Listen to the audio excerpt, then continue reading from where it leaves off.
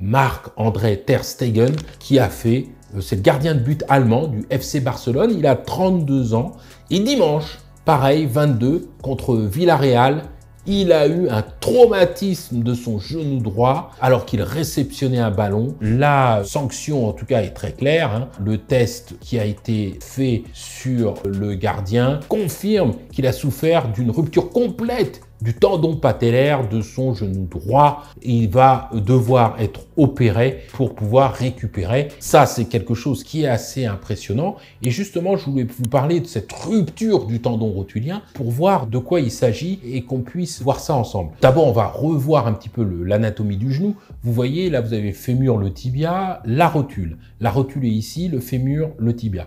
Et au-dessus de la rotule et en dessous de la rotule, on a deux tendons.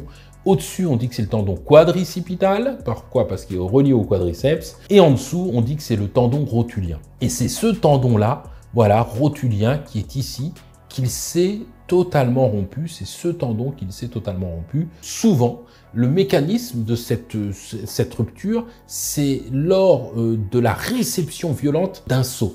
Hein, notamment avec un genou semi-fléchi. C'est exactement le mécanisme qu'il a eu. Réception violente d'un genou semi-fléchi, et généralement ça survient chez les personnes de moins de 40 ans, mais c'est son cas, lors d'un effort intense ou d'un choc brutal.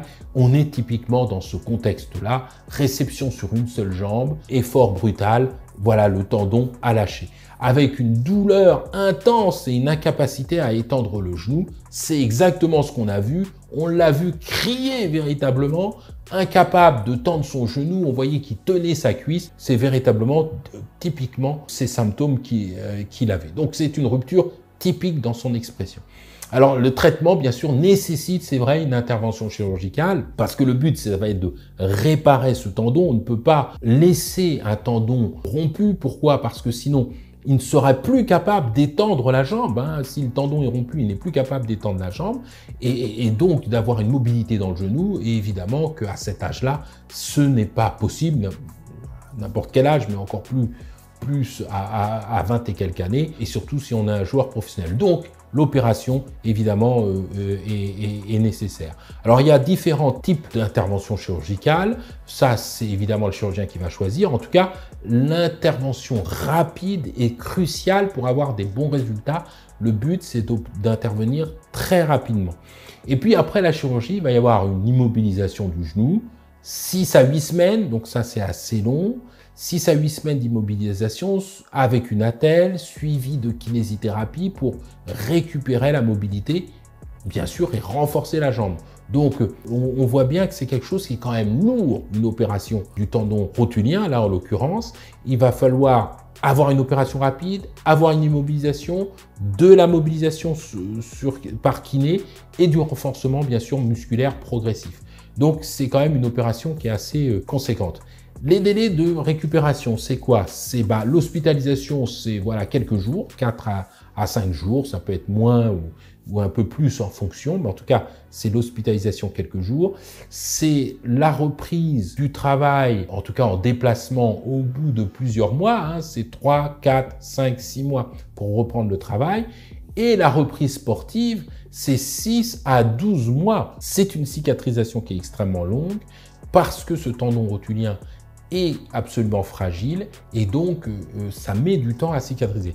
Donc on ne doit pas l'attendre avant, ma foi, au moins 6 à 12 mois. Hein, et encore, moi je dirais plus proche de 12 que de 6 parce que évidemment c'est un joueur qui est professionnel. Alors il va être bien sûr très entouré, et on estime son absence à 7 à 8 mois. Vous voyez, donc c'est pile poil entre les deux. Donc je pense qu'ils ont essayé d'être optimistes, mais c'est certainement une version en plein milieu. Évidemment, c'est toujours difficile de dire exactement combien de temps. Toujours est-il que si les choses se passent bien, c'est pas impossible qu'en 7-8 mois, ils puissent revenir si tout se passe bien. Et en fait, tout va dépendre de ça. Comment vont évoluer, parce qu'une opération, ça peut très bien marcher, mais quelquefois, ça marche pas bien. Quelquefois, il peut y avoir des complications, hein, même chez des sportifs de haut niveau. Et donc, c'est toutes ces incertitudes qui vont faire qu'évidemment, la reprise sera plus ou moins importante. Est-ce qu'un retour est possible au mois de mai? C'est possible. Est-ce que c'est certain?